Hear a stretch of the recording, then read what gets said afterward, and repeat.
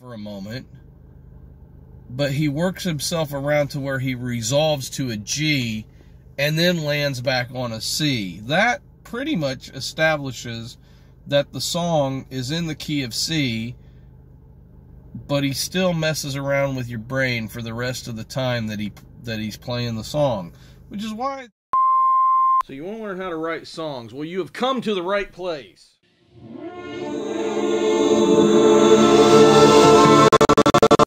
Most of the videos that you're going to see in this segment of our Minnix music channel were filmed several years ago, and for some odd reason they got stuck somewhere, and though we thought they were uploaded, it turned out that they've never been uploaded, and there's practically an entire year's worth of songwriting videos on how to write songs.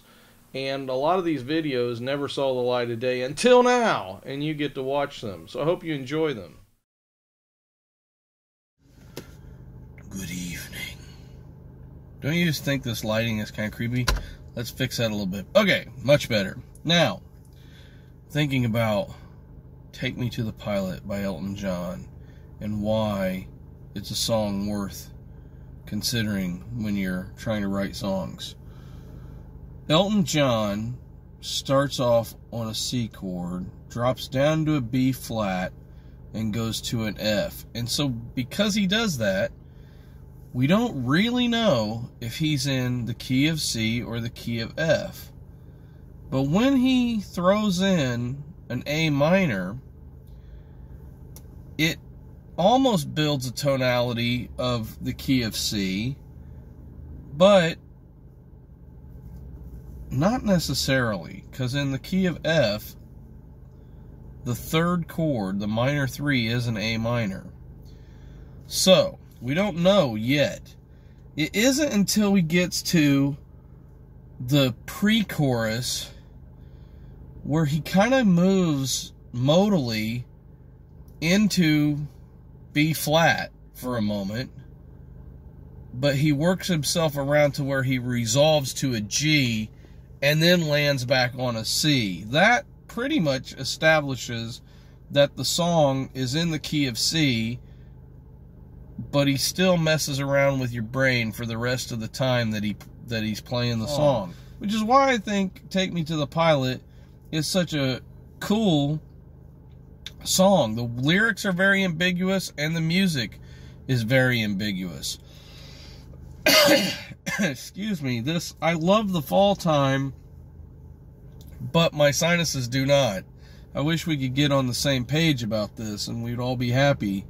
But anyway, I wanted to throw that out there so that you could consider doing something like that in your songs. So you do not have to play just 1 minor 6 4 5, although I have to admit, when I go back and look at a lot of my songs, especially the ones that I like the most, they tend to be the ones that tend to be 4-chord songs. But that brings up, oh, my phone is popping up and telling me that I need to put the trash out tonight, but fortunately I've already done that. I don't know what that's going to look like. I guess that won't show up on the video, I don't think. But at any rate, what was I talking about? I was talking about the songs that I like the best tend to be the 4-chord type songs. That being said, you don't have to do 4-chord songs. Just, you can do other things by, moving in and out of different keys and doing modes. But let's say you do want to use the 4 chords.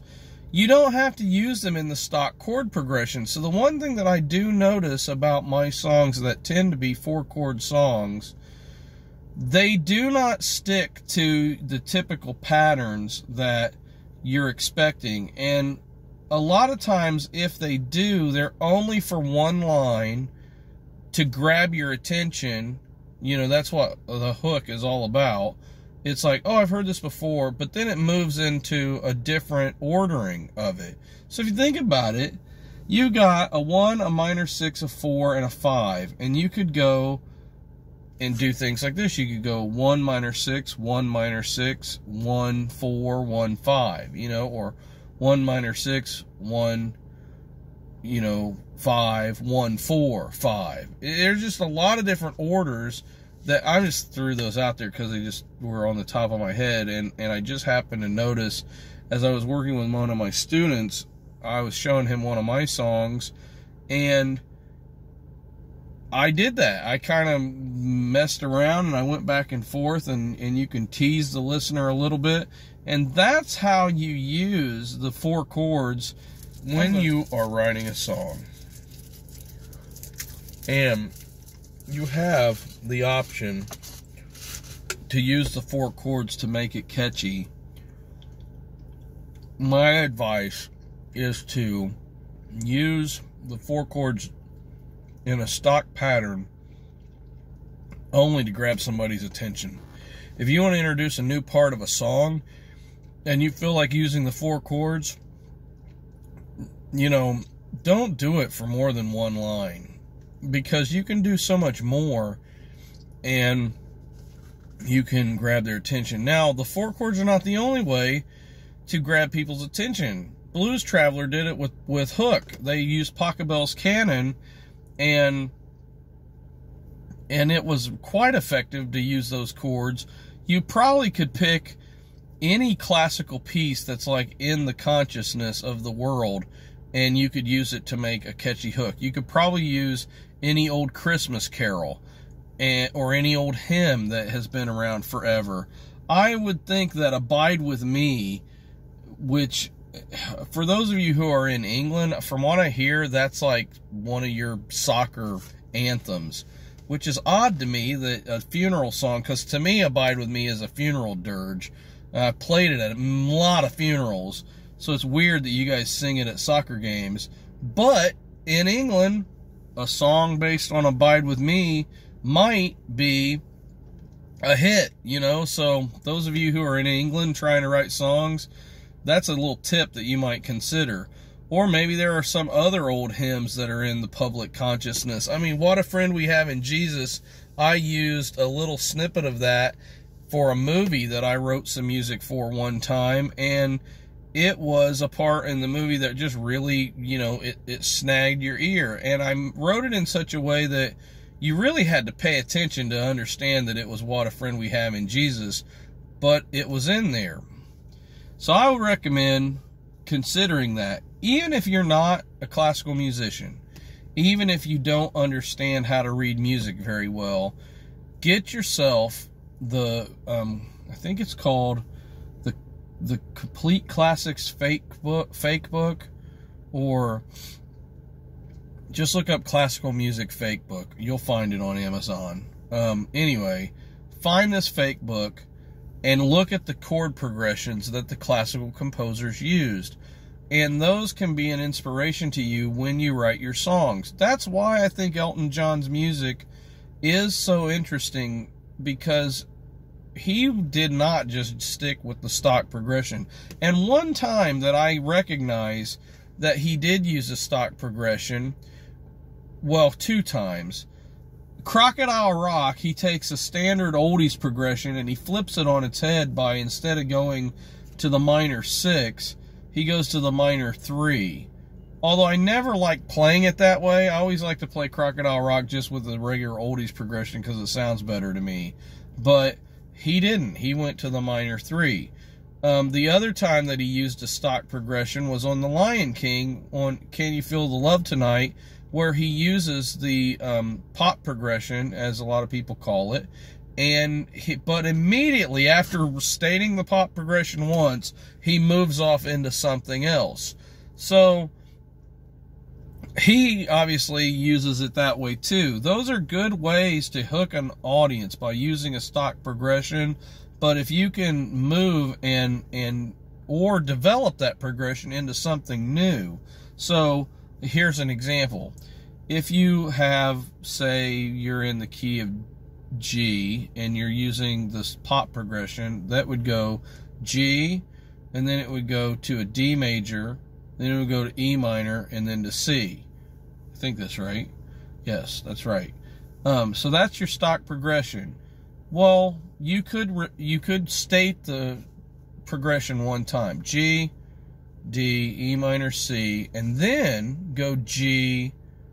Well, what would lead to a D? Maybe an A major would lead you to a D. So G, A major to D, then E minor, or here's something you could do, which I'd have to try this to see how, if it sounds good, but you could go G to A major to D to E major, and then it sounds like you're modulating into the key of A, or possibly, well, or like working through A to get to E. But then if you drop down to an E minor, so let me say this again, G, A major, D, E major, E minor, so it's like a falling thing, then to C, and then back to G. That would be a way of developing that progression so that it's gone from being just your stock run-of-the-mill pop progression into something new.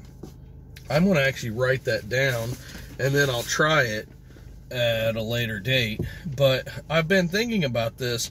The other thing that I wanted to talk about for just a second, which I talked about in another video, but I wanted to kind of go over it again, because I don't know if that video is actually going to get uploaded. Now, rising chord line, or bass lines, rising bass lines. Bob Dylan does it in Like a Rolling Stone. My student that I talked about the other day, he went C to E major to F and kind of built a groove off of that. I think what Dylan did, if I remember right, in Like a Rolling Stone, is he goes from C to like a G/D to an E minor to an F. And then maybe do a G again. I don't know. I have to double check and look at that. But I remember when I was playing it the other day with one of my students, I was like, oh, wait a minute. That's basically a rising chord, a rising bass line, which is kind of the opposite of a falling bass line, which is an immediate, hook if you put some kind of a falling bass line in it. But I think it would be an interesting thing to have a falling bass line. Hang on, I want to write this down. A falling bass line for one part of the song, and then flip it around and do a rising bass line for another part of a song. So, I don't know, I might work on something like that and see if I can come up with something interesting to listen to. I'm noticing that my little songbook is starting to get filled up some. And I just had an idea for a lyric that I wrote down the other day. And this was it. It seems like every 5 years another couple crashes and burns, but not us, baby. We built the walls of our city on a rock.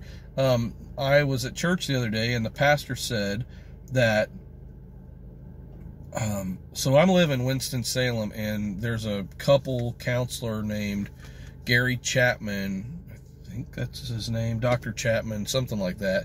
He wrote a book called The 5 Love Languages, and he lives here in Winston. In fact, he comes into Hobby Lobby sometimes, and my wife's met him before. Well, the pastor at the church that we go to, he knows him also, and he told him recently about a study where I think it's most couples start to crash in their relationship after 2 years because the feeling of being in love only at the most lasts for 2 years, which is an interesting thing because for those of you who personally know me, I was in ministry also, and so I did a lot of counseling, and I took a lot of classes in counseling for pastoral counseling and stuff like that, and I almost just like this close to finishing a master's in counseling, but I decided that I couldn't really stand listening to people complain that much, so I didn't finish that.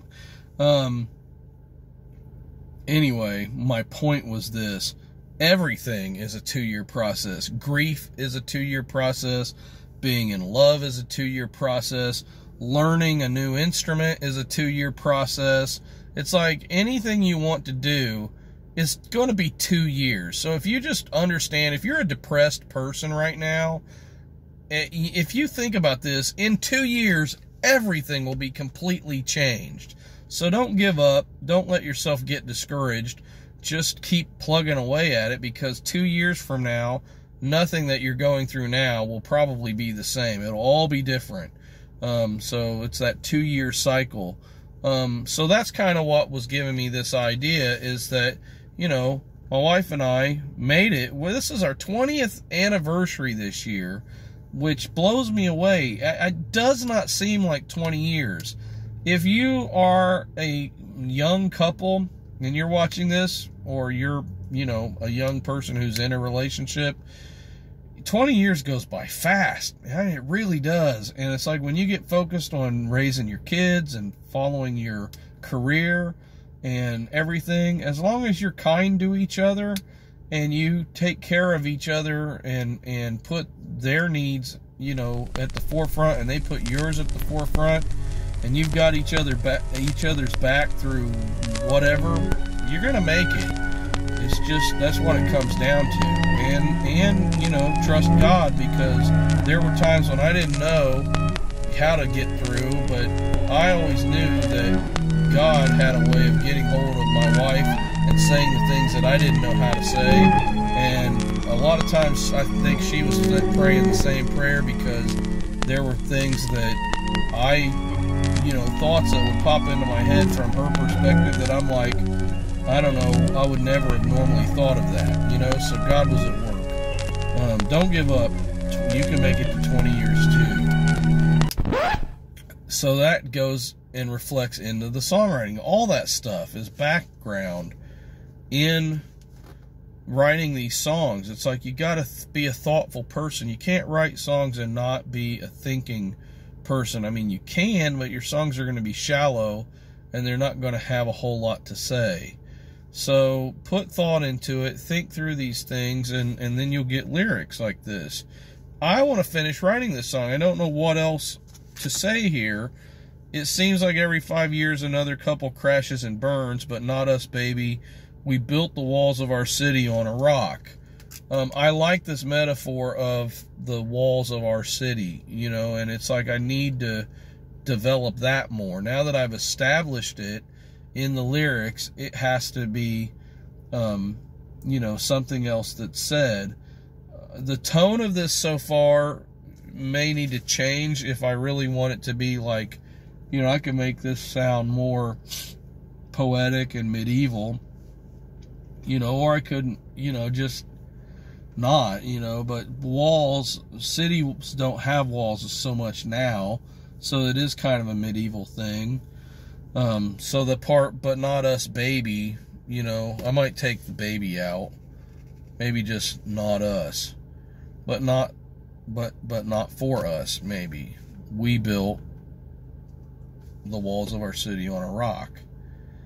But then again, the crashes and burns might not fit. I don't know. Oh, that hurts. Don't ever break your sternum. It is one of the most ungodly, painful experiences of my life that I have ever experienced. I really feel like I'm going to die sometimes, especially when I sneeze. Maybe I won't finish this song. I don't know. It's an idea. It's something I can work on, but I have no idea what else to say about it. I did write a song the other day about being spied on. I'll spy on you, you spy on me, we'll all spy on each other, and we'll be one big happy family. This is Big Brother talking. I got up for breakfast just the other day. I opened the sugar bowl, and what could I say? Another eyeball was there. I never saw it there before. It didn't even blink when I turned to walk out the door. Then back to the chorus. Then verse 2. Seems like everywhere I go, there's a camera in my face. They hang them on the walls, on traffic lights, and every other place. You used to get to be alone without someone staring in your face, but times have changed, and now we're all safe. And then the third verse. A murderer came running, hit somebody with a bat. All the cameras caught it. All the cameras caught was a dark coat and a hat. I feel so much better with the big eyeball in the sky, knowing everyone will be watching when it's my turn to die. I thought that was kind of a funny little lyric. I wrote a lot of songs on October the 2nd, and I did not film hardly any of them, but I think I wrote like 8 songs that day. I wrote this one, I'm not worried you may think it sounds odd, but I'm going to trust in the miraculous abilities of God. When others stumble, I'm just going to tilt my head and nod. I'm going to trust in the miraculous abilities of God. And it goes on. I like this lyric. If I write 1,000 songs, will it win your love for me? If I climb 1,000 mountains, will I see what I long to see? If I confess 1,000 dreams, will just one ever come true? If I feel 1,000 heartbeats, will they convey my love for you? No, 1,000 is not enough, but it's all I have to give. You deserve a lifetime, and if I had more, I'd live every day loving you. That'd be the chorus. I gathered 1,000 dewdrops to fill your hand with the dawn. I would give 1,000 kisses to fill your heart with song. And then the last line I had on this is, I'd cross 1,000 oceans. I'd cross 1,000 oceans, and then I stopped because I think one of my students showed up. That's the thing that's kind of tough. How do you regain inspiration when you've lost it? I don't know. It's like, I need to, this is a good lyric. I like this a lot, but it's like, what can get me back into being inspired? I was writing a song a while back. I'm trying to find it in here because I know it's in this book. And it was called The Evil Man. So I watched this documentary about the Prince of Saudi Arabia, and just, he doesn't seem like a very nice guy, at least from the documentary, and it gave me this idea for a song. The evil man won't come with bat wings and a forked tongue. The evil man won't seem all that different from you and me. The evil man, when he smiles, he has gears turning behind his eyes. The evil man gives freely gives with one hand, but with the other he lies. And it goes on, but I got like 4 or 5 verses written in the night, and I just had all these verses kind of coming to me while I was trying to sleep. And I just said, okay, I'm just going to repeat a couple of these over and over. And in the morning, I remembered them, and I got up and I started writing them. And as I wrote down the verses that I remembered from the night before, then other verses came. And I ended up with 12 verses for this song. So it's kind of like a Bob Dylan sort of, what was that song he did on Oh Mercy? Political World.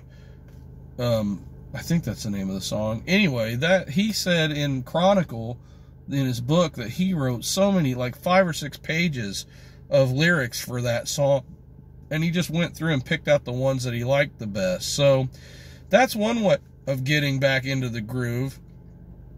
You go back through and rewrite some of the stuff that you wrote, or if you thought about something, and then even if you're just writing some crap, you can scratch that verse out later, and might get the juices flowing to finish up what you were working on. So this song, maybe or maybe not, I don't know if it'll get finished, but I like it.